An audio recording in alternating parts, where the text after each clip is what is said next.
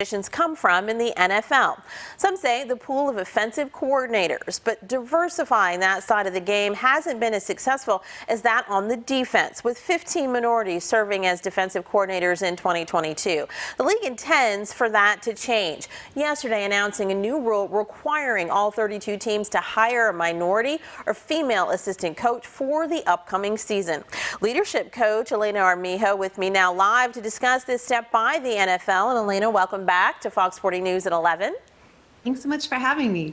Definitely. Now, Elena, this announcement comes almost 2 months to the day since Brian Flores, now of the Steelers, named the Dolphins, the Giants, and the Broncos in a suit alleging racial bias in hiring, compensation, and retention of black head coaches. Next week, 2 more plaintiffs will reportedly be added to his effort, and the finger pointed at 2 more teams. So, does this move by the league right now seem like just the right thing to do, or just the right thing to ward off even more plaintiffs?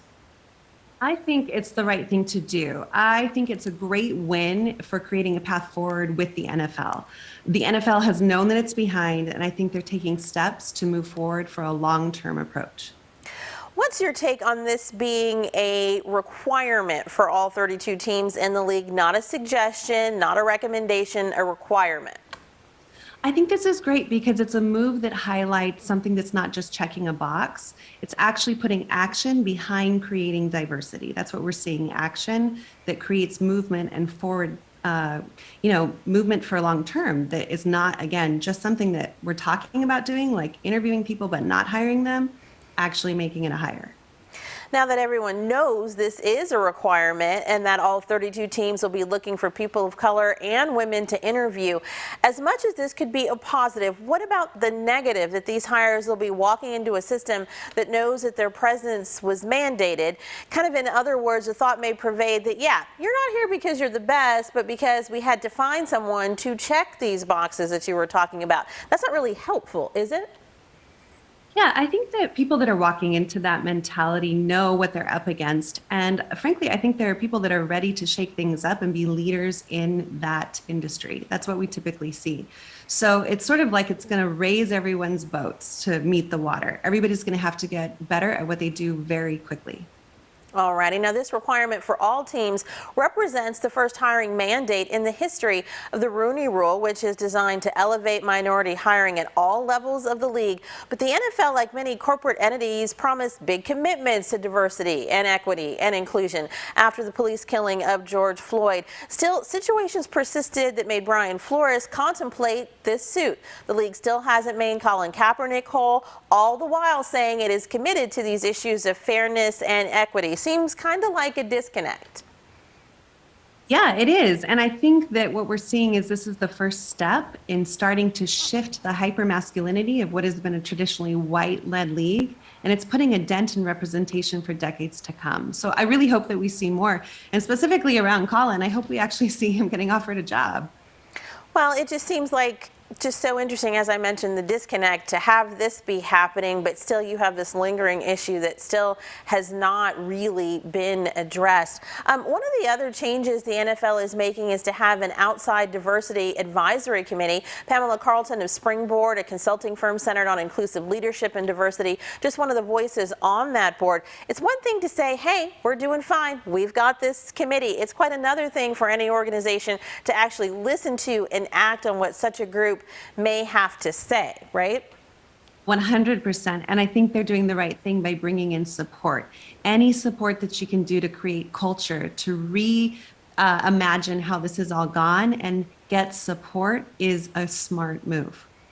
Now, you coach executives, you coach companies, kind of all across the board, not obviously just NFL related or sports related.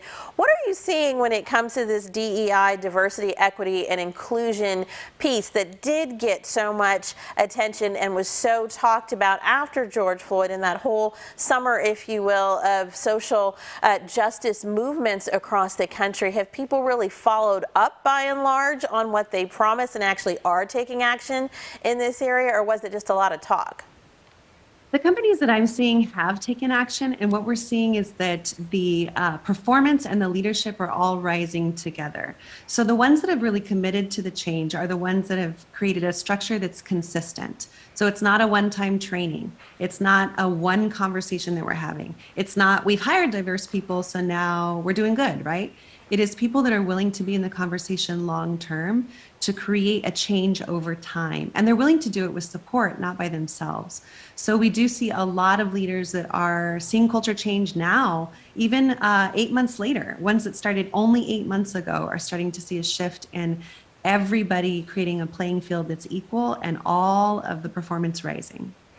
And when you're talking about people continuing with that, obviously that includes bringing back in voices like you repeatedly to kind of do a checkup and make sure that we know kind of how we're doing. And what's a metric that you might give people aside from, did you hire somebody that may check these boxes? What's another metric that you may give a company to try to strive for? Yeah, another metric would be, are people actually getting individual support through coaching? Specifically, are they utilizing coaching? Is it something you're offering? And what are the changes you're seeing in who they're being, how they're showing up? That's how we're tracking some of this change. And also from the employees themselves or the leaders that you are offering support to, what is their experience like? They're going to be really vocal when their experience is not one that is of inclusion and belonging. So those are some of the ways that we're tracking it in metrics. And you can do that through assessments, but really we're seeing it from the people themselves being happy, supported, fulfilled, and leaning into a higher performance of their jobs. And potentially staying with those companies as opposed to seeking another environment. Elena Armijo, thank you so much for joining me this morning.